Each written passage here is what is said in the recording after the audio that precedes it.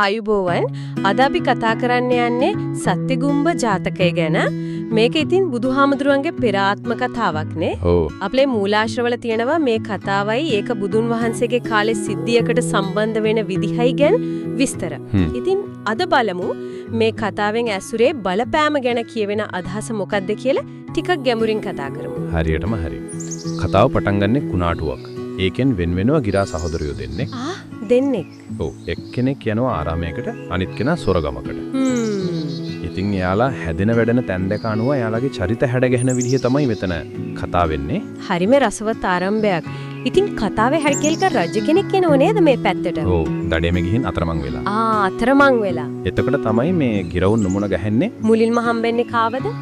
අර සොරගමේ ඉන්න කෙනාවද? ඔව්. රජතුමා අර සොරගම කිට්ටුව ගහක් යට පොඩ්ඩක් ඉන්නකොට අර ගිරවා කෑ ගහනවලු. මොනවද කෑ ගහන්නේ? ලපල්ලා වට කරපල්ලා මරපල්ලා කියලා.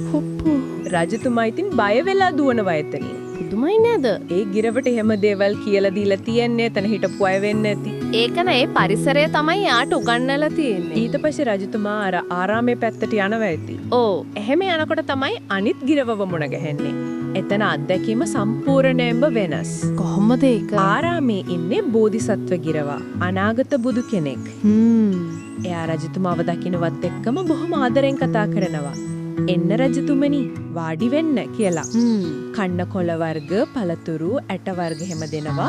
බොන්න වතුර දෙනවා. හරිම සංග්‍රහශීලීව. ඉතින් රජතුමාට හිතා ගන්න බැරුව හිටි නේද? එකම වගේ ගිරව් දෙන්නෙක් මෙච්චර වෙනස්. අනිවාර්යයෙන්ම එයා අහනවා ගිරවාගෙන් මේ ගැන. එතකොට ගිරවා මොකද කියන්නේ? බෝධිසත්ව ගිරවා කියනවා අපි දෙන්නා සහෝදරයෝ තමයි. ඒත් මම හැදුන්නේ මේ තවුසන් එක්ක. ඒ නිසා මම මෙහෙම සංශුන්. වහම්බ වෙලා එයාලට රාජකීය උද්‍යානයේ ඉන්න සලස්වනවා. රැකවරණය දෙනවා. හොඳයි. ඒ වගේම රාජධානියේ ගිරවුන්ව මරණ එක තහනම් කරනවා.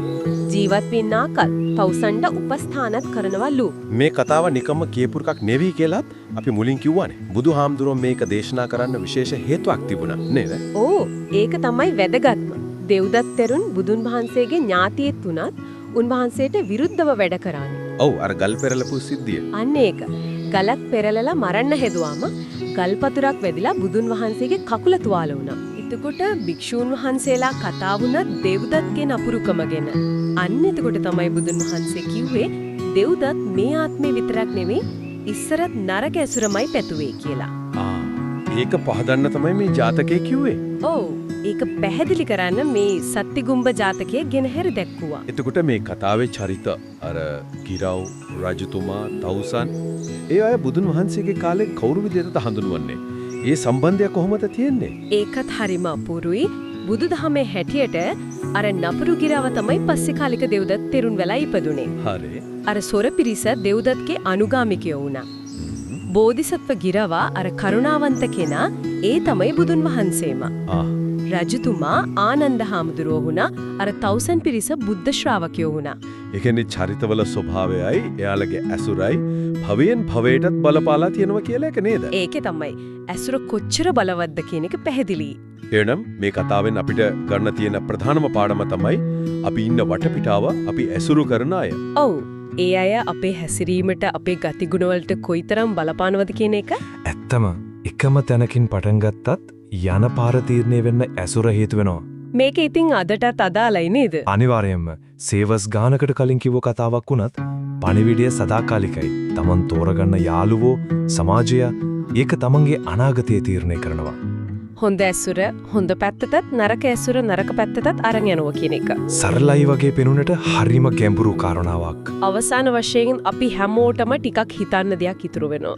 මේ කතාව කියන විදිහට අපිව හැඩගස්වත්න වැඩිපුරම බලපාන්නේ වටපිටාවයි ඇසුරයිද? නැත්නම් අපේ ඇතුළෙන් මෙන සහජ දේවල් සමහර විට පෙර ආත්මවලින් එන දේවල් වලටත් බලයක් තියනවාද? ඒක නිකන් හිතන්න දෙයක්. ඔව්. ඒක ඇත්තටම ගැඹුරින් හිතන්න ඕන කාරණයක්. පරිසරයේද නැත්නම් සහජ දේද බලවත් කියන එක.